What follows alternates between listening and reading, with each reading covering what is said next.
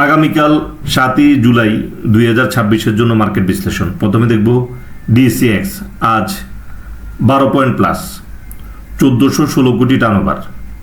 আজকের মার্কেটটা অনেকখানি বেড়ে আবার কিছুটা নিচে ক্লোজ হয়েছে। এতে যেটা মনে হয়েছে যে টোটাল মার্কেটটা ধসে গেছে। এই ভিডিওর মাধ্যমে আগামীকালকের মার্কেটের যে ভয়, সেই ভয়টা একেবারে পরিপূর্ণভাবে আমরা দূর করে দিব এবং আমাদের যে দোষ, সে দোষটা আমরা প্রকাশ করে দিব। আমাদের ইনভেস্টরের সবচেয়ে বড় দোষ, আমরা উপরে কিনতে ভয় পাই না, নিচে মারতে সাহস পাই। এটা অলওয়েজ আমরা সবসময় মার্কেটে দেখছি, যেটা হলো যে একটা শেয়ার দাম যত প্রাইস হয় তারা কিনতে কখনো ভয় পায় নাই। ইনভেস্টর উপরে যত উপরে যাক প্রাইস, কিনতে সাহস পায়।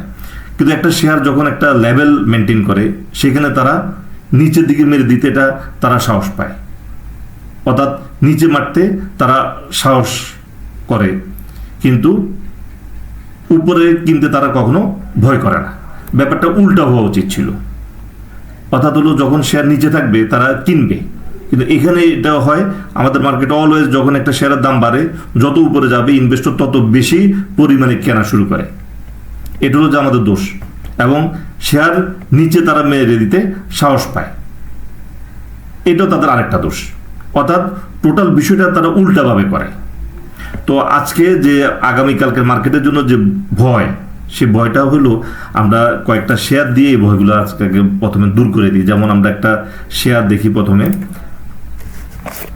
সায়াম কটন। এখানে সায়াম কটনের আমরা যেটা দেখবো যে ক্যান্ডেলটা ছোট একটা ক্যান্ডেল, বড় একটা ভলিউম। মানে এটার মিনিংটা হলো যে মার্কেটে হিউজ পরিমাণ বায়ার ছিল, যার কারণে ক্যান্ডেলটা ছোট এবং তার ভলিউম অনেক বেশি, মানে বায়ার। তাহলে সুতরাং এ ধরনের যে একটু মাইনাস বা একটু ফল, এটাতে ভয় পাওয়ার কিছু নেই। অর্থাৎ যেটা হলো আজকে উপরে উঠেছে মার্কেটটা, যে 12তে এসে ক্লোজ হয়েছে, এখানে ভিতরে অনেকগুলো প্রফিট টেকিং কারেকশন হয়ে গেছে। এটা কেন হয়েছে? কারণ হলো 1416 কোটি যে টার্নওভার, এখনো বাজার থেকে যে টাকা বের হয় না, সেটা ব্লক মার্কেট আমাদেরকে ইন্ডিকেট করছে টাকা বের হচ্ছে না। যার কারণে এখানে এই যে ছোট যে রেড ক্যান্ডেল, এগুলোতে ভয় পাওয়ার কিছু নেই। তো এরপর আমরা দেখবো আরো কয়েকটা শেয়ার দেখি। ইটিএল যদি দেখি, ছোট একটা ক্যান্ডেল ক্রিয়েট করছে এবং তার বড় ভলিউম হয়েছে, 84 লাখ ভলিউম হয়েছে ইটিএলে। তাহলে কি বায়ার, হিউজ বায়ার, সুতরাং ভয়ের কিছু নেই ইটিএল। এরপরে যদি দেখি কুইন সাউথ, এটারও 48 লাখ ভলিউম এবং তার একটা ক্যান্ডেলটা ভলিউম অনুযায়ী ছোট ক্যান্ডেল কুইন সাউথ। তাহলে মানে কি বায়ার ইন্ডিকেট করছে, বায়ার আছে মার্কেটে। কুইন সাউথে বায়ার আছে, সায়াম কটনে বায়ার আছে, ইটিএলেও বায়ার আছে। এরপর যদি দেখি শেফার্ড, 37 লাখ ভলিউম, মানে বায়ার ক্যান্ডেল, ছোট রেড ক্যান্ডেল, মানে কি ভয়ে মেরে দিছে। অর্থাৎ হলো এই শেয়ার নিয়ে মানে দুশ্চিন্তার কিছু নেই আগামী কার্য দিবসে, মানে শেয়ারের দাম বাড়বে ডেফিনেটলি। শেফার্ড, সায়াম কটন, ভয়ের কিছু নেই। ইটিএল, ভয়ের কিছু নেই। এরপরে যদি আমরা দেখি E generation, 32 lakh volume, 32 lakh volume candle, ছোট রেড ক্যান্ডেল।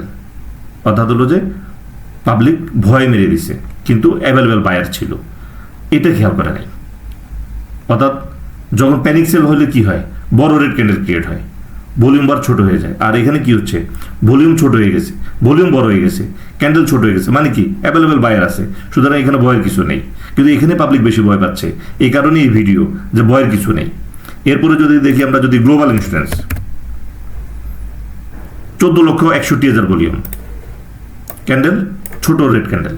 তাহলে এখানে ভয়ের কিছু নেই। কারণ কি, এখানে যে রেড ক্যান্ডেলটা হচ্ছে, এটা কি কারণে, ভয়ে জেনারেল পাবলিক, যারা মার্কেটটা একটু খুব একটা না বুঝে মার্কেটে ট্রেড করে, তারা কি করছে, এটা স্মার্ট ট্রেডারের উপরে শেয়ারটা ছেড়ে দিয়ে চলে গেছে। এরপরে যদি দেখি ভিএফএস, 43 লাখ ভলিউম, ছোট একটা রেড ক্যান্ডেল। এটা মানে যে তারা ভয় পেয়েছে, ভয় পেয়ে তারা কি শেয়ার দিয়ে চলে গেছে। ভলিউম 43 লাখ, মানে কি হিউজ বায়ার। এরপরে যদি আমরা দেখি এডিএম টেল, এটারও সেম অবস্থা, ছোট রেড ক্যান্ডেল, বড় ভলিউম, অর্থাৎ হলো এখানে 7,84,000 ভলিউম, অর্থাৎ ভলিউম ঠিক আছে, মানে বায়ার অ্যাভেলেবেল। এখানে শুধুমাত্র এটা যে আমাদের ইনভেস্টররা স্মার্ট ট্রেডারের কাছে শেয়ারগুলো দিয়ে আজকে চলে গেছে। এটা মার্কেটে যখন বড় টার্ন ওভার হয় মার্কেটে, তখন কি হয়, একদিন একটা গ্রিন ক্যান্ডেল হলে পরদিন রেড ক্যান্ডেল হয়, এরপর আবার গ্রিন হয়, আবার রেড, আবার গ্রিন, এভাবে করে মার্কেটে মুভমেন্ট হয়, আস্তে আস্তে বাড়ে, অর্থাৎ যতটুকু বাড়ে তা থেকে কম কমে, আবার বাড়ে তা থেকে কম কমে, এইভাবে করে মার্কেটে আপ হয়। এই কারণে আমাদের মার্কেটে যে যে আমাদের যে লার্নিং যে প্রয়োজন, যে আমাদের মার্কেটে যে শেখা প্রয়োজন, এই জন্য প্রয়োজন। কারণ হলো এ ধরনের ছোটোখাটো বিষয়গুলো যদি আমরা ধরতে না পারি, মার্কেটে আমাদেরকে সারা জীবন লস টেনে যেতে হবে। যেমন আজকে যারা যে কম দামে অন্যদের হাতে যে শেয়ারটা তুলে দিয়েছে, কাদের হাতে? স্মার্ট ট্রেডারের হাতে। কারা? ক্ষুদ্র বিনিয়োগকারীরা। তারা ক্ষতিগ্রস্ত হইল, তারা হয়তো লসে দিয়েছে, কিংবা তারা আরও ভালো প্রফিট হইতো, কম প্রফিট হয়েছে, এই কারণে তারা শেয়ারটাকে অন্যের হাতে তুলে দিয়ে চলে গেল, শুধুমাত্র এই টেকনিকটা না জানার কারণে। তাহলে এখানের যে মূল যে বিষয়টা হলো যে যখন বড় ভলিউম, ছোট ক্যান্ডেল, তাহলে বুঝতে হবে যে বায়ার ছিল অ্যাভেলেবেল, যার কারণে শেয়ারের প্রাইস ফল করতে পারে নাই, অ্যাভেলেবেল বায়ার ছিল।